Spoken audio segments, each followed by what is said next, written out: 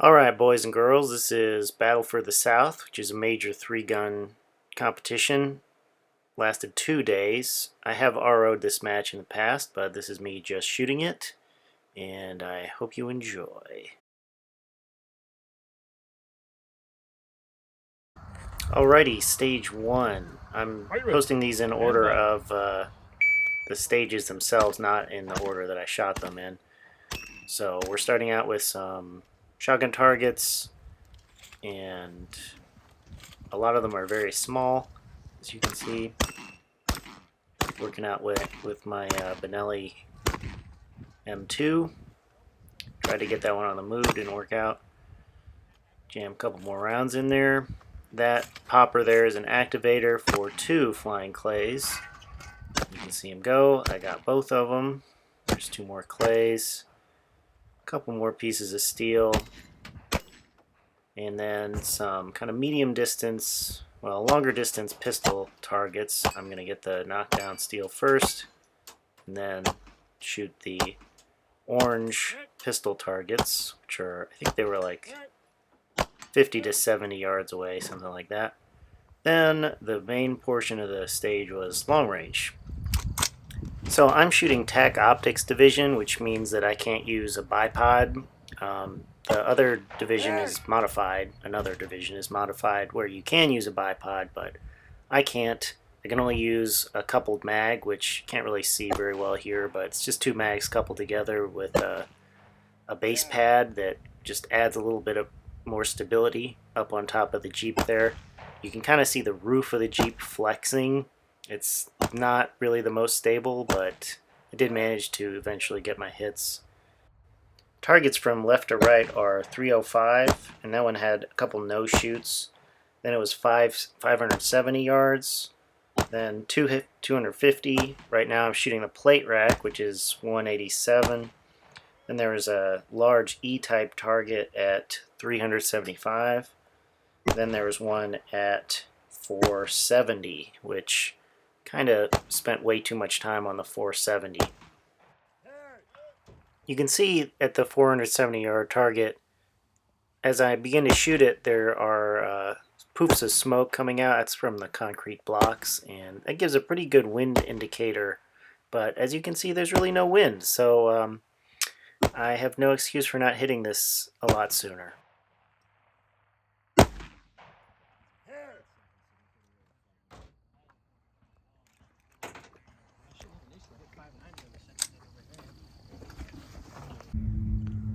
This is a target. It's pretty big. Fun fact, it is 1 mile from this tower all the way over there. So the Griffin Group, they have that tower, and you could shoot out to 1 mile here.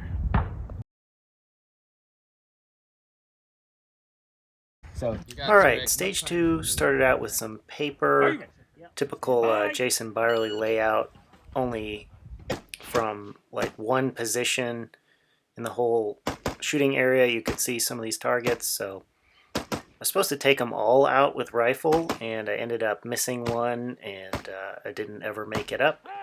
So that happened. And then there's some long range.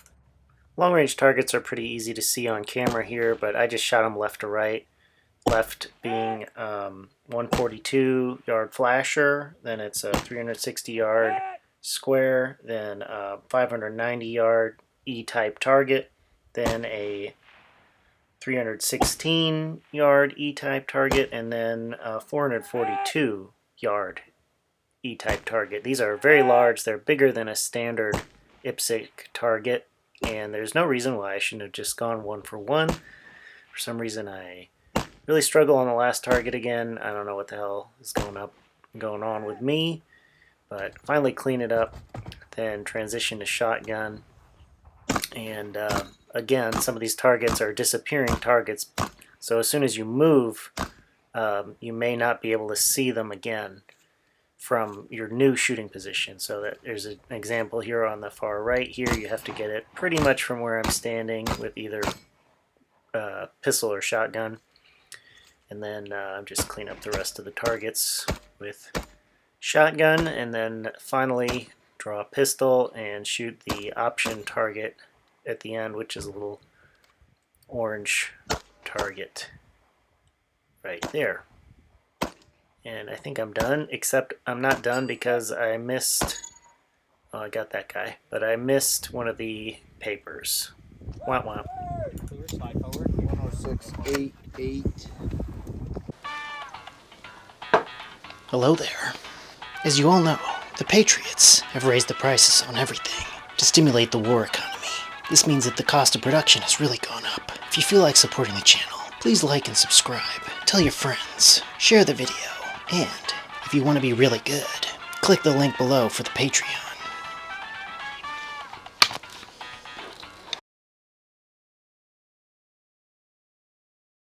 Stand by. Alright, this is stage 3, and this is actually the stage that I shot the best. It's a classic Jason Byerly memory stage, which I usually really shit the bed on because my memory's not the best and I get confused. I mean, that's the whole point, is to be challenging, but I had a good stage plan. I had a great group of guys who come up with great stage plans, and so I had a good stage plan, and I remembered it, and I stuck to it, and ended up going from pistol, hot holster pistol, to shotgun.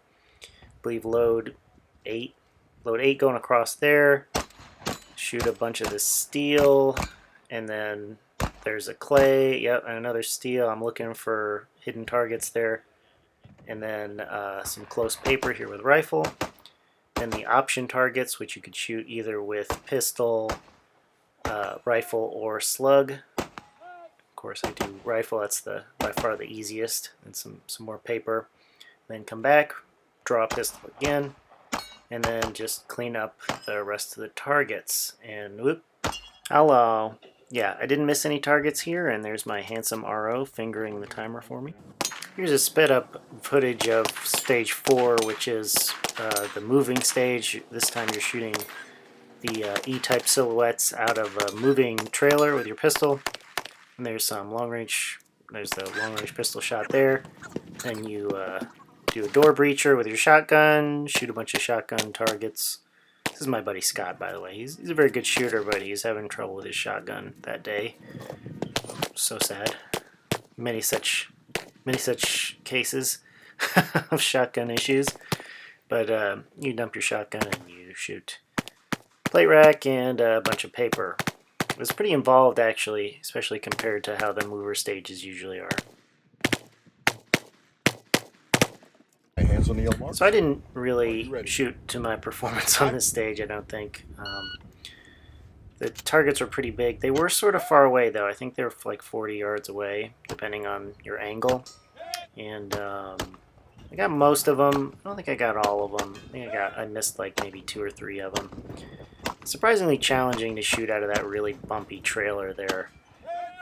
But they weren't going that fast, so, you know, I don't know.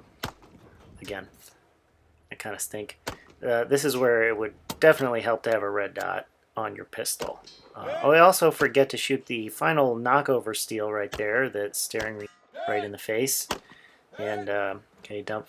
Yep, Jeff zooms in on that. And then you go to the door breacher. Breach the door. 1 shot. That's pretty good.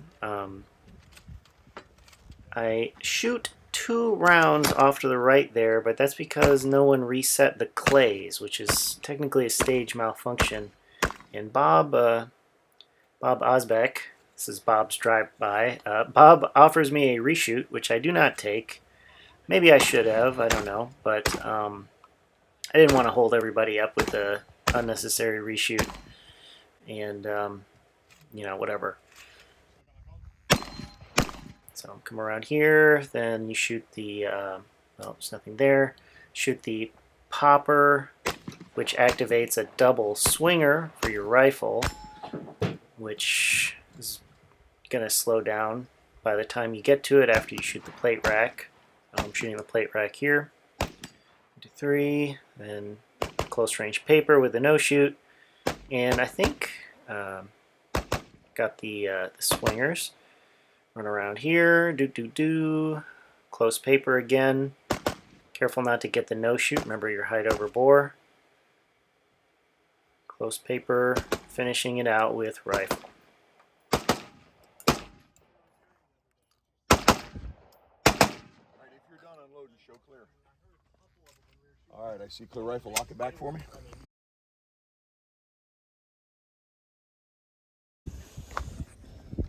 Gregory Broadwell.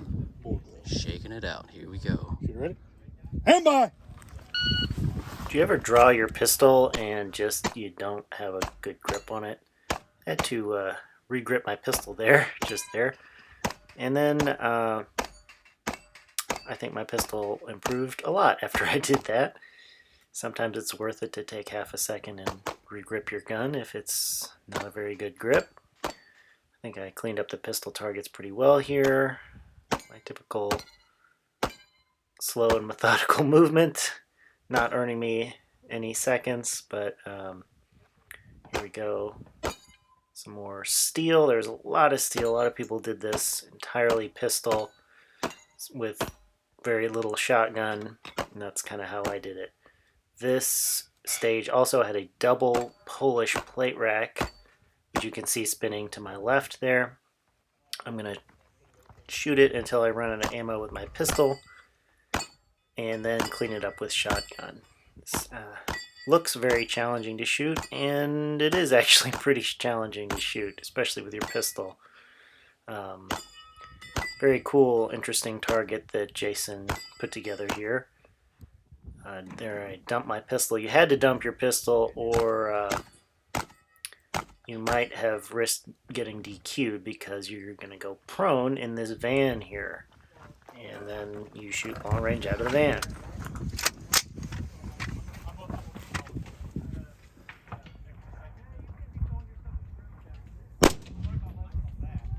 First target was actually, it's hard to see through the camera, and it was still hard to see even with the scope. It was kind of indefilated a little bit behind a berm, and it was at 450 yards, so it did take me a few shots to hit it.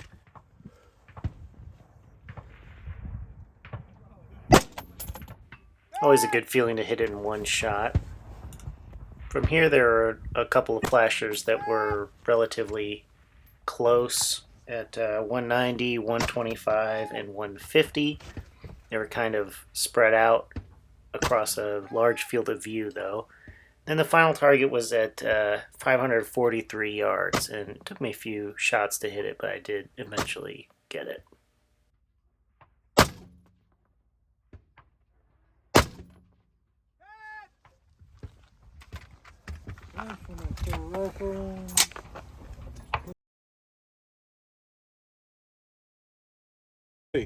Stand by. I'll put the ranges of the targets here for you guys, but you can see that I absolutely go to war with a target that's 167 yards away, which is kind of embarrassing. I do hit it, but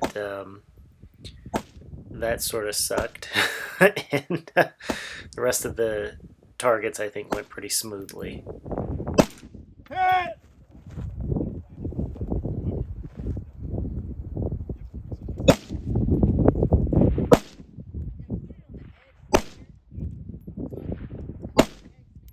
You can see there was a little bit of a breeze going on. It wasn't anything crazy, but I did have to hold right edge for some of the long-range targets. After the final long range, there's a spinner, and I'm shooting Defender 77 grain, basically Mark 262 spec ammo. I think I did it in maybe 5 or 6 rounds. Pretty good spinner overall. Switch to burner ammo. Burn down these close paper targets here with a rifle with offset irons. And then I run into the bay here, which is like a really cool 270 bay here at the Griffin Group. Shoot some paper, dump rifle, shoot this one, steel, run over to the corner, shoot paper, paper, steel, steel, steel.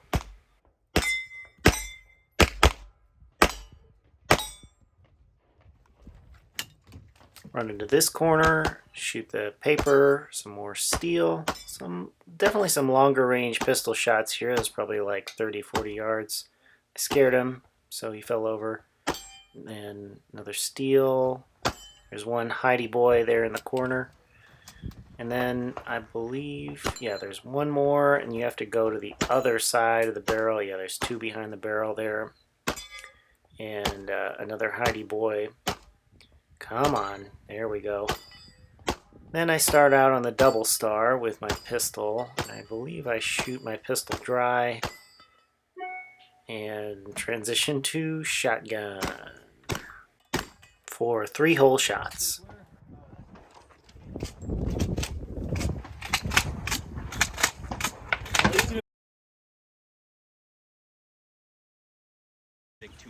Alright, these last two stages, 7 and 8, this is 7, were actually the first stages that we shot in the whole match. And you can see I'm kind of knocking the rust off with my shotgun. I haven't shot my shotgun in 6 months. I got some 1350s here for the spinner, which is good. But I don't excel at jungle runs because I don't know, don't move all that fast. It's good to shoot on the move and try to cover a lot of, as much ground as you can without running by targets. And it's hard enough for my smooth brain to actually remember all of the targets in a stage like this, let alone try to go fast. So, that's my excuse. We have some slugs here out of this little shoot house blind thing. There's one through the window. It's kind of cool, sort of far away. I did miss that one. Again, my slug, I'm not super confident with my slugs of this particular gun. I need to probably shoot some more slugs at paper. But I didn't have time to group my slugs before I came to this match. And, slugs are supposed to be challenging.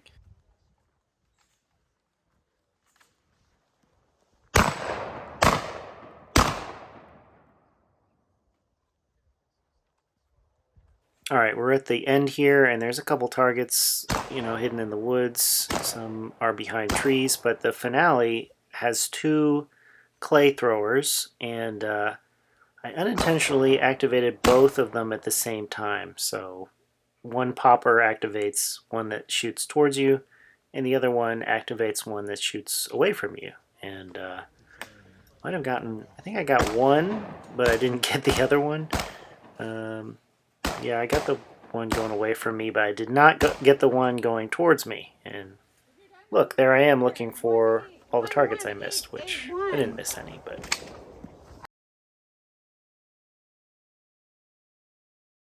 Stage 8 was another jungle run, 3-gun jungle run. It did about as well as my shotgun jungle run, so that is to say about mid-pack. Not great, not terrible. My pistol work definitely was pretty rusty for this stage. Had some static pink steel that I kind of struggled with this one. Finally hit it. Moved into the shooting area, and technically these were options. You could shoot them with, well, this part you definitely needed to shoot with pistol, but once you get over to my left here, over in this area, you could pick up your rifle out of that dump bucket there and blast all these paper with rifle if you wanted to, but most people in my squad did it with pistol, and I think pistol is faster. You can, if you want to, you can just A-zone some of these, which I think I did, and take out that final paper. I did hot holster just in case, and moved on to the shotgun portion. There were a ton of shotgun steel. There were more shotgun steel than there were in the actual shotgun-only jungle run, which is crazy to me. This stage was kind of overly long, and nobody's favorite stage. It kind of complicated towards the end, and did finish out with rifle, which was okay, but The shotgun portion was just like really drawn out, and there were so many targets. I don't think I missed any, but I wasn't particularly fast.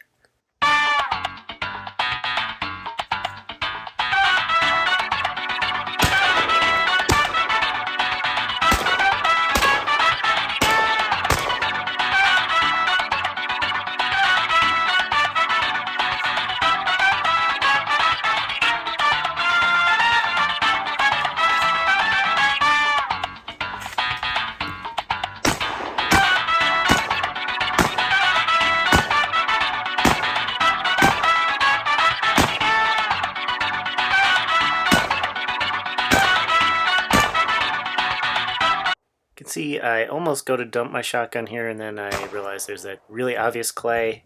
Blast that, and then there's 3 static steel at the end that I shoot with my rifle, and then that's it. Well, I hope you enjoyed my commentary for Battle for the South. Maybe you've never shot 3-gun, or maybe you shoot other competitions, or maybe you're looking into 3-gun, or maybe you don't care about competition at all, but you find it entertaining. I finished pretty middle of the pack like I usually do. My excuse is that I haven't shot 3-gun in 6 months, and I was never really all that good at 3-gun to begin with. So hopefully you learn from my mistakes, and if you've never shot a 3-gun match, I highly encourage you to check it out.